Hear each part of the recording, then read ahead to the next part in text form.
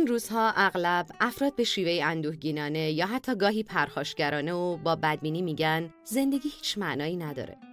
اغلب 2 دلیل برای این موضوع در نظر گرفته میشه. دلیل اول به دین مربوط میشه. در گذشته تعریف شفافتری از زندگی وجود داشت که در ادیان به انسان داده شده بود. بر اساس این تعریف هدف زندگی پرستش بود، اما این تعریف در برخی نقاط به دست فراموشی سپرده شده و با فاصله گرفتن از خدا معنایی که اون به زندگی میبخشید هم اهمیت خودش رو از دست داده. دانش مدرن دلیل دوم به وجود اومدن بحران معنا در زندگی ماست. دانشمندان به ما میگن زندگی که برآمده از فعل و انفعال تصادفی مواد شیمیایی و گازهاست دارای یک معناست، اما این معنا چیزی تهی، بیرحمانه و ناچیزه. طبق نظر اونها معنای زندگی برای انسانها درست مثل سایر موجودات زنده مانند آمیب‌ها بقا و تکثیر داشته‌های ژنتیکیه. این نکته کاملا درست و در آن واحد بیهوده و مالیخولیایی به نظر میرسه. اما ما در اینجا میخوایم چنین استدلال کنیم که تأمل درباره معنای زندگی فعالیتی بسیار مهمه. زندگی معنای ذاتی داره و اقدامات عملی مختلفی هست که میتونیم برای هرچه بیشتر معنادار کردن زندگی هامون انجام بدیم. باید این کار رو با گوشزد کردن این نکته به خودمون آغاز کنیم که زندگی خارج از اونچه که میتونیم در وجود خودمون پیدا کنیم فاقد هر نوع معناییه. هیچ نوع معنای عینی در ستاره ها، لوح‌های باستانی یا توالی دی ان ای ما نوشته نشده. به نظر میرسه چیزی که موجب گله کردن افراد از بی‌معنا بودن زندگی میشه انواع مشخصی از نارضایتیه.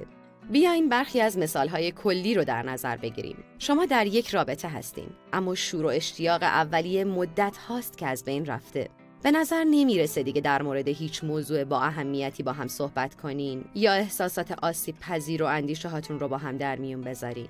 این رابطه همونطور که شما میگین بی‌معنی شده، یا اینکه ممکنه مجرد باشین و با اینکه دوستان بسیار زیادی دارین هر بار که اونها رو ملاقات میکنین حرفاشون به نظرتون سطحی و مبتذل میاد. یا ممکنه در دانشگاه مشغول تحصیل برای اخذ مدرک باشین. شما تا حدی به این دلیل در رشته خودتون ثبت نام کردین چون اغلب در این باره که کی هستین و چی میخواین دچار سردرگمی بودین و فکر میکردین خوندن کتاب و شرکت در سخنرانی‌ها اوضاع رو براتون روشن کنه. اما موضوعاتی که در دانشگاه مطالعه میکنین هیچ ربطی به سردرگمی شما نداره.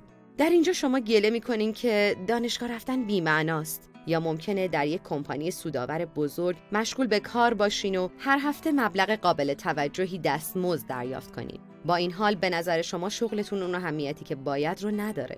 که منظور شما از این حرف اینه که به نظر نمیرسه در زندگی دیگران تغییر عمده‌ای ایجاد کنین و همچنین نمیتونین از عمق وجود با کارتون ارتباط برقرار کنین و فکر میکنین این کار رو ربات‌ها هم میتونن انجام بدن. با در نظر گرفتن اینها میتونین به نظریه‌ای برای معنا برسین. معنا چیزیه که به طور مشخص در 3 فعالیت یافت میشه: ارتباط، درک و خدمت رسانی. بیاین اول نگاهی به ارتباط بندازیم. ما ذاتاً موجوداتی منزوی هستیم و به نظر میرسه که برخی از با معناترین لحظات زندگی ما به مواردی از ارتباط مربوط میشه.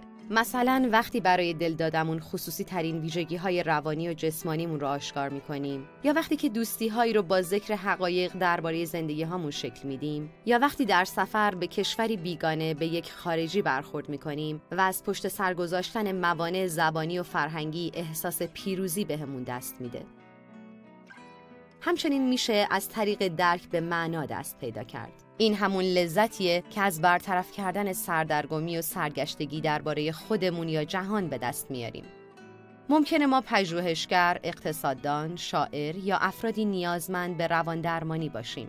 لذت این فعالیت‌های ما از این قابلیت معمولی در شناسایی و سر درآوردن از چیزی که یک زمان به طرزی دردناک برامون ناشناخته و عجیب بود ناشی میشه.